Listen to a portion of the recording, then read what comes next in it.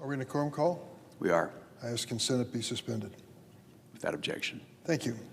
Mr. President, in 2018, I had the opportunity to visit Venezuela. It was a once prosperous, albeit imperfect, democracy suffering from terrible economic and political decline.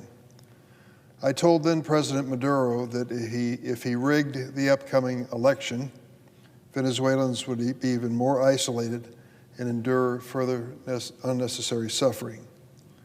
It didn't stop him for a minute. He went ahead with a discredited election. The result was as predicted. The economy of Venezuela started descending into chaos. People were literally starving. There was an exodus of millions of people from Venezuela. You might say, if you believe that the United States has no responsibility, what's it our business anyway? Countries are going to have failed governments, and so what? What difference does it make? Well, the difference it makes is the thousands and thousands of Venezuelans who were part of an exodus from Venezuela. Most of them went to Colombia and nearby nations, but many of them came to the United States. I know, I met them.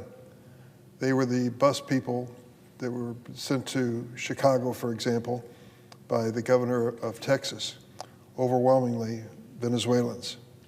How many actually came to the United States? I'm not sure. I'm not sure anybody really knows, but we're talking about thousands. And at this point, imagine what we're suggesting. This man, Maduro, is still in control in Venezuela, and we're going to go through a mass deportation where we round up the Venezuelans who came to this country and send them back to starvation, political oppression. I get it. If you're a dangerous person, you never should have come to this country in the first place. And if you commit a serious crime once you're here, I don't believe you should stay. Just that basic. I don't go as far as the bill we considered a week or so ago. I believe that prosecution and a finding of guilt is still important in America that is ruled by due process. But having said that, what are we going to do about Venezuela?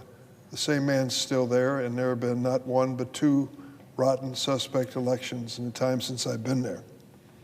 Last July, for example, Venezuela held another presidential election during which the regime arbitrarily blocked leading opposition candidates from the ballot and tried to undermine the electoral process.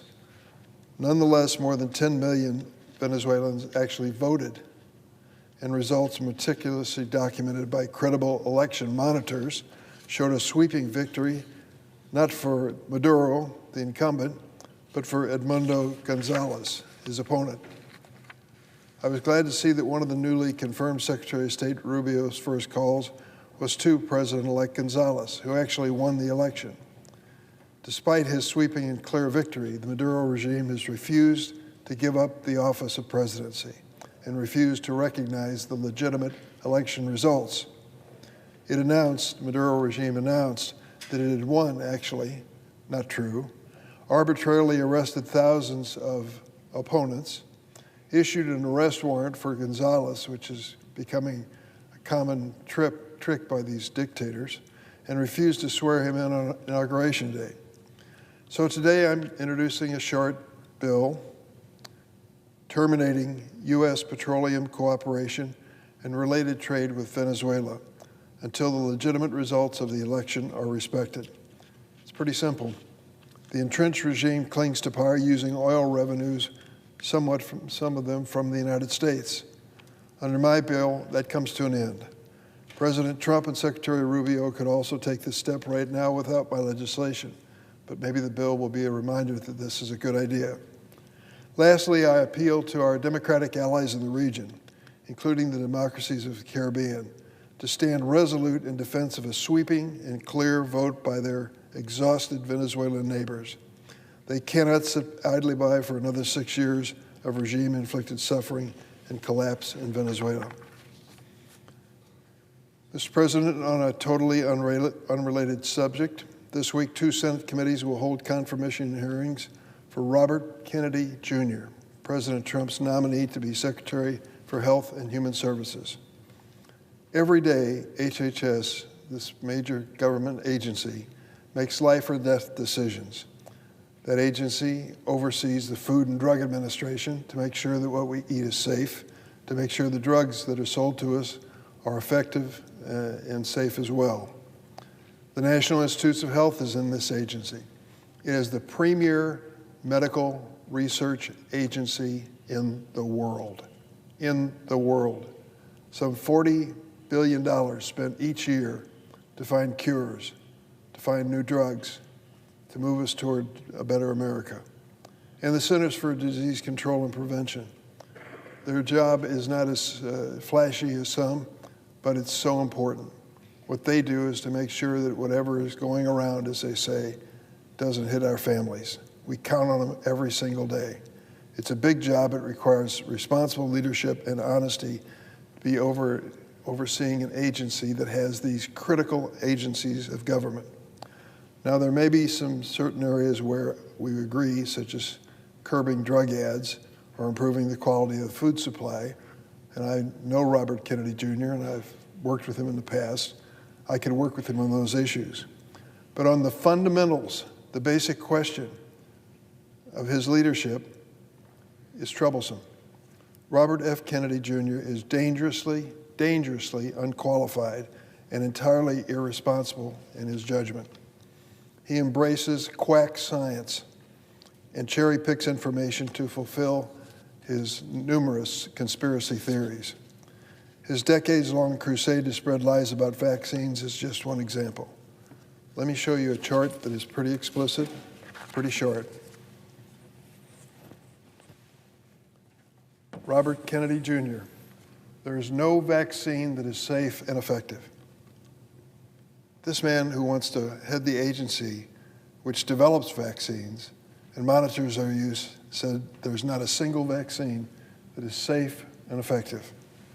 He has stated that as recently as July of 2023.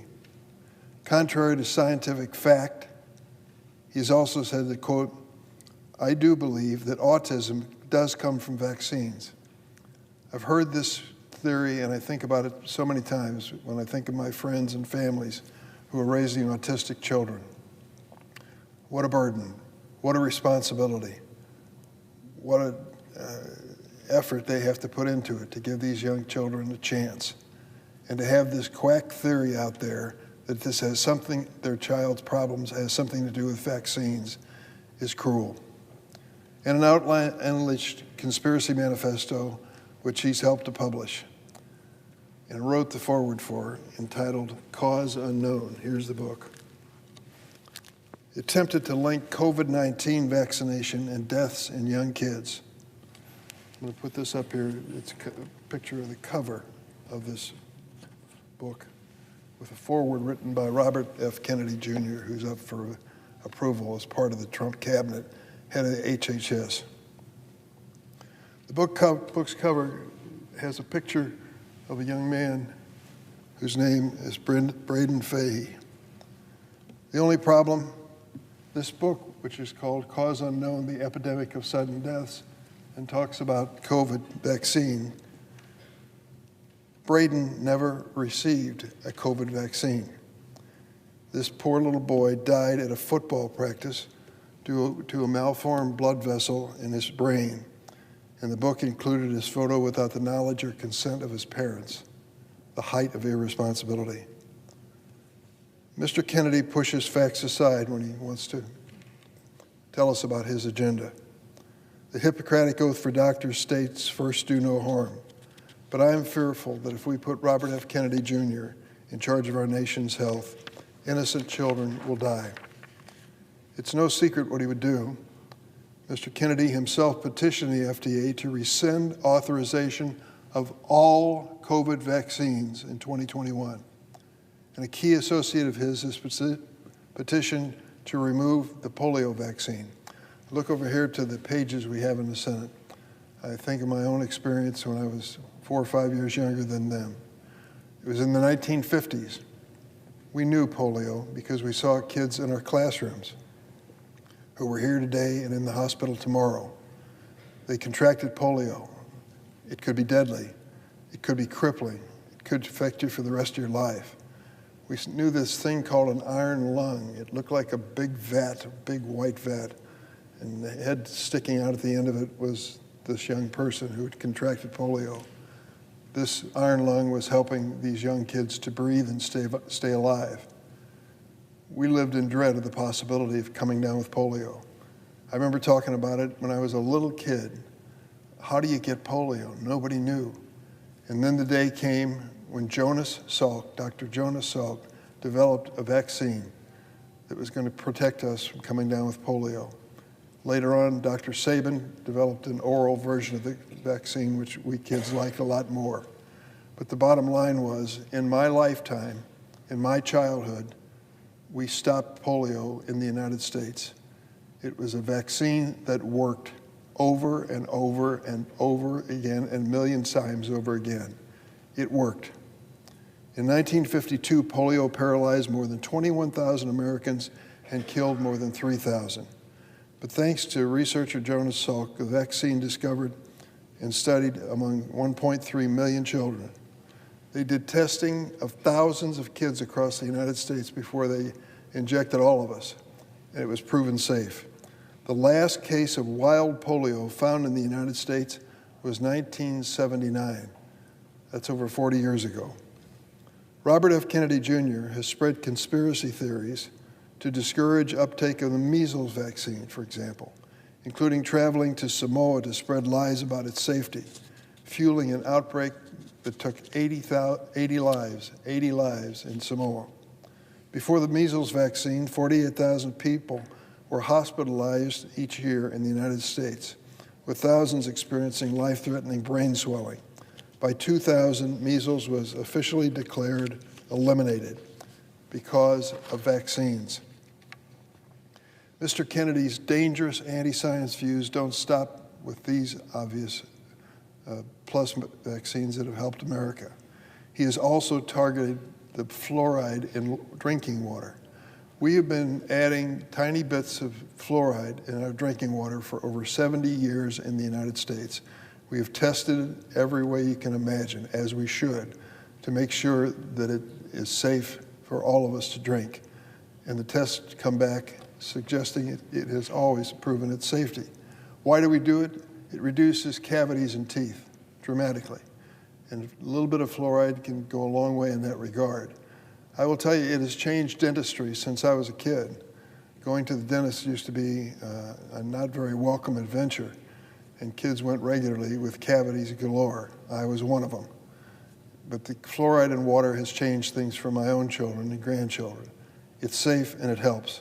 But Robert F. Kennedy Jr. doesn't accept that. He wants to contest fluoride in drinking water. This man is not a scientist. He's a political figure, and I've known him for many years.